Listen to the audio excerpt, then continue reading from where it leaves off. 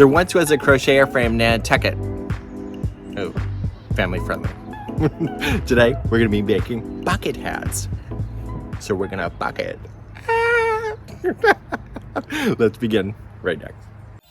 Hi, I'm Mikey from the Crochet Crowd, and thank you so much for joining our channel today. I'm here to inspire you and create magic with your crochet hook. Are you ready to play? Oh yeah, sounds good. Welcome, and let's do a bucket hat together. The title of this video is the size that we're going to be working with today. This particular pattern has several sizes, including all the way from 0 to 6 months to an adult size.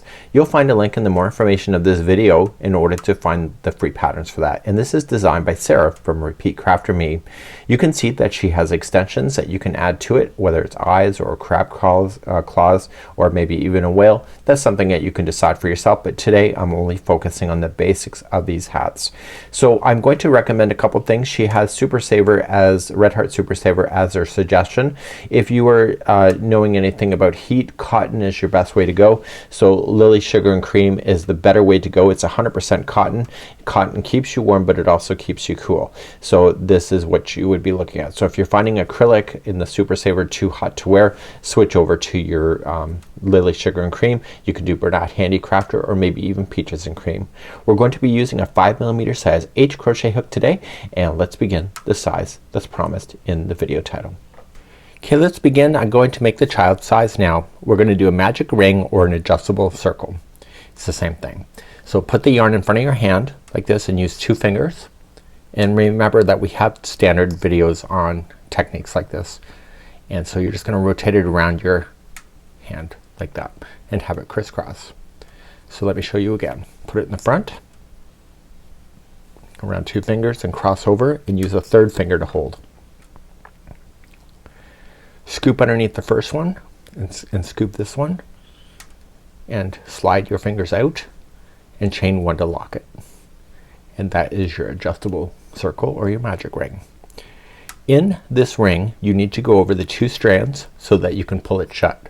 So all you're just gonna do is put 11 double crochets into that ring, and we'll count together. So we have 1, 2, 3, 4, 5, 6, 7, 8, 9, 10, and 11. Once you have 11, I want you to count and make sure you have 11. So 1, 2, 3, 4, 5, 6, 7, 8, 9, 10, 11. Pull shut but not all the way, and I want you to use this and do a slip stitch to the beginning. If you're not sure which one it is, count back. So 1, 2, 3, 4, 5, 6, 7, 8, 9, 10, and it's the 11th. Even as an experienced crocheter, I will still always do that. I don't trust myself enough. So you do a slip stitch to close it, and then what you're going to do is turn it over to the back side, and you're going to grab that yarn strand and you're going to pull tight. Now you're not done. You need to secure that into position, and you need a tapestry needle to do that. So once it's onto the needle, keeping on the back side of the circle, you're just going to go through some strands. If you turn it over, you should never see this go through, and you're dragging it through there. The more fibers that you can split apart to do that, the more secure that it will be, and you will drag it through a 2nd time in the opposite direction, and then finally a 3rd time, always choosing a slightly different path so it gets stuck. And once you're satisfied, you can then trim, and that was going to complete then round number 1. Put this back onto your hook, and there is round number 1. In the instructions, Sarah has us chaining 2 at the end of the instructions. I prefer to chain and do the builders at the beginning of instructions. So it's the same information, I'm just telling you at a different spot. So what I need you to do is that you're going to chain 2. This is not counting as a stitch, it's just a builder. In the same stitch that you're coming out of, you need to place in 2 double crochet. And now working around, you only have 11 stitches anyway. And so the next one is going to be 2 double crochets into that. So there's going to be 2 double crochets into each stitch. I'll meet you at the end of the round and I'm going to show you a cheating technique to avoid the markings of the slip stitch line. When you come around, you're going to have the last one and we'll have 2 double crochets in. But new crocheters, they assume that this also is a stitch, so then this is where they add an extra stitch. There's only 1 stitch left. I'm going to show you a cheating technique and I'll show you why. We're going to put 2 double crochets into the last one and then slip stitch it to the top of the first double crochet and see what happens. Whenever you do that, you always end up with the gap. Do you see it? It's right there. So to avoid that, I'm going to show you my little technique that I use, especially if I'm wearing a hat for myself. So I still want the 2 double crochets in the end, but what I'm going to do is put the first one in, and the second one I'm going to do a 2 together double crochet using this stitch and this space to build in and fill in the spots.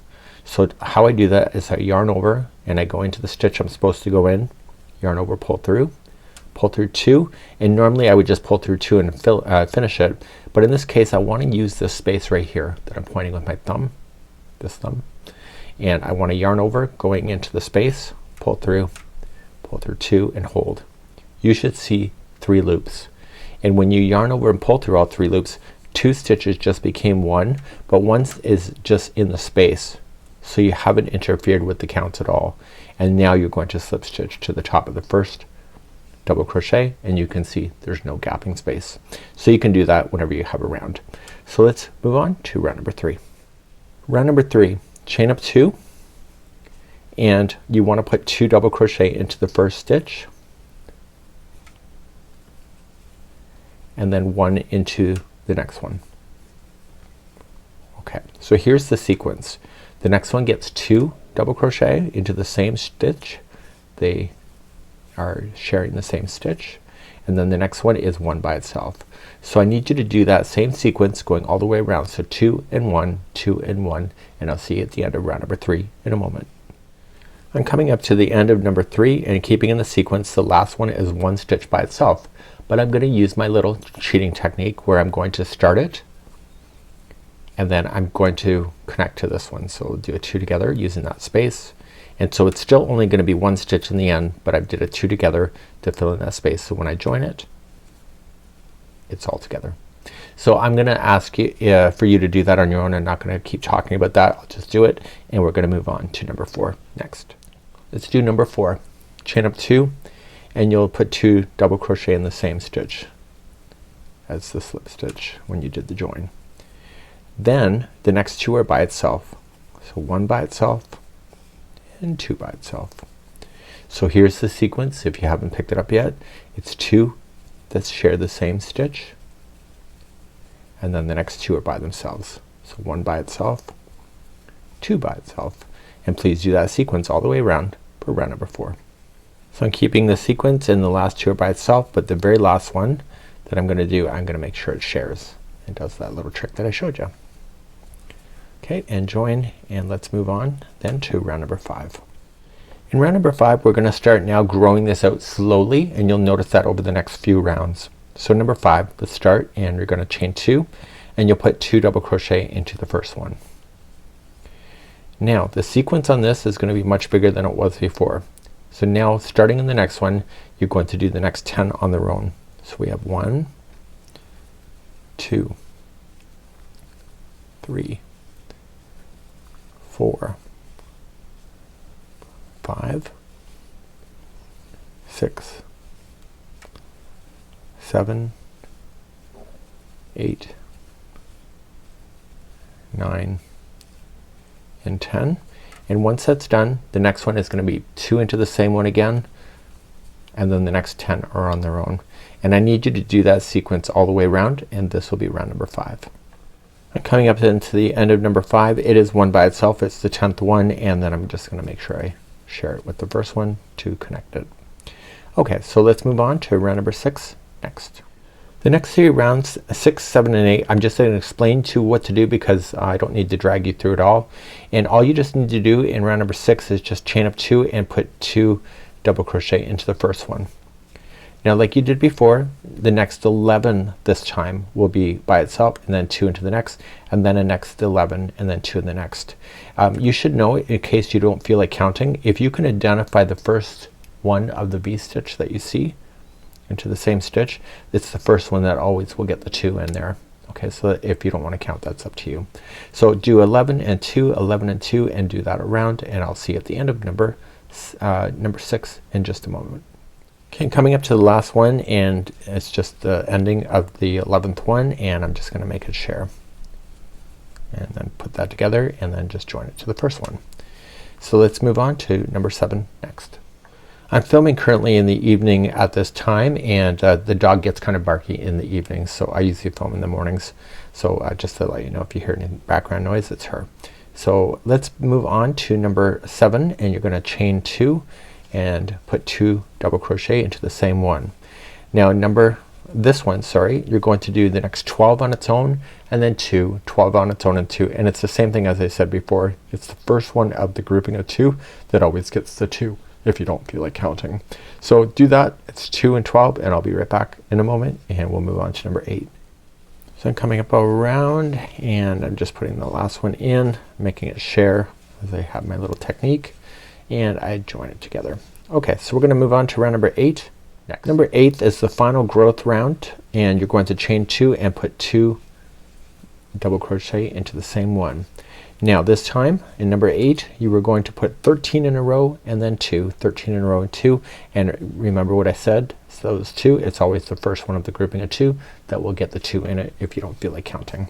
So please do this, and this is round number 8. At the end of number 8, it's the last one, it's the 13th one, and I'm just making it join and to finish. Now rounds number 9 through 12 are going to all be the same. Let's talk about that. I'm gonna leave rounds number 9, 10, 11, and 12 with you. It's 4 rounds, and all it is just begin with just chain 2 and just start and just put 1 double crochet in each stitch all the way around. You can do that little technique of joining if you'd like to at the end, and I need you to do the 4 rounds of just 1 double crochet in each stitch and just start growing this out, and I will pick you back up on round number 13 in just a moment from now. So put me on pause. As promised, I'm now on round number 13. So we're going to continue, and we need to build out the bucket spot part of the brim, and we're going to chain 2, and you're going to place in 2 double crochet into the same one. The next one is going to be 1 double crochet by itself, and here's your sequence going all the way around. The next one after that is 2 into the same one, and then 1 into the next, and I need you to repeat that sequence around, and this will be round number 13. Coming around on number 13, and I'm just building it out as I know it. It's just 2 and 1, and the last one is 1 by itself, but I'm gonna do my little joining technique just to make me happy and fill that in and join. And we're gonna talk about the next 3 rounds in a moment. Rounds number 14, 15, and 16 are all the same. You already know what to do. It's just chain up 2 and place 1 double crochet in each stitch going all the way around, and I need you to do those 3 rounds, and I'm gonna pick you up on number 17 in a moment, and we'll do the final round together. So please do rounds number 14, 15, and 16 now. So let's cover the last round, number 17. Some people really hate this stitch, so I'm gonna suggest, if you don't like it, just chain up 1 and do 1 single crochet around, slip stitch it to the beginning single crochet, call it quits, and weave in your ends. But I will demonstrate how it's set in the pattern. Chain up 1, and it's a reverse single crochet, or the crab stitch. So chain up 1 and 1 single crochet into the first. Instead of advancing forward, you're going to go behind. So grab the stitch in behind, just go in, scoop the yarn, pull through, and then pull through 2. So you're single crocheting in the reverse. So now go to the next stitch, pull through, and it takes about 3 stitches for the stitch work to actually reveal its magic. And what it's doing is it's creating a rope-like look at the end. So I need you to reverse single crochet or do the crab stitch all the way around, and again, if you don't like this stitch, then just single crochet around and call it quits. I will see you at the end of the round in a moment. When you get back around, you're just going to slip stitch to the beginning, reverse single crochet, and you're going to end it. When you end it, you want to leave a longer tail because you want to use a tapestry needle because it will be a wearable, and you want to pull that through. Turn it to the inside so you can see that, and you want to put that tapestry needle in. Any loose ends that you will have, that you'll have to do that. And you're just going to weave it in and out of just some sections. Stay on the inside of the brim, so when you turn it over you shouldn't see anything. And pull through once, and then just a slightly different path. If you break apart the fibers, it'll get it stuck better than it would be trying to weave it between the strands. And go through a second time, and the third time is a charm. Back and forth 3 times. Okay, and then from there you can just trim and your story is over. Okay, it looks great. You have it all filled in, and this will be then the child size hat. So awesome, and have a great day. We'll see you again.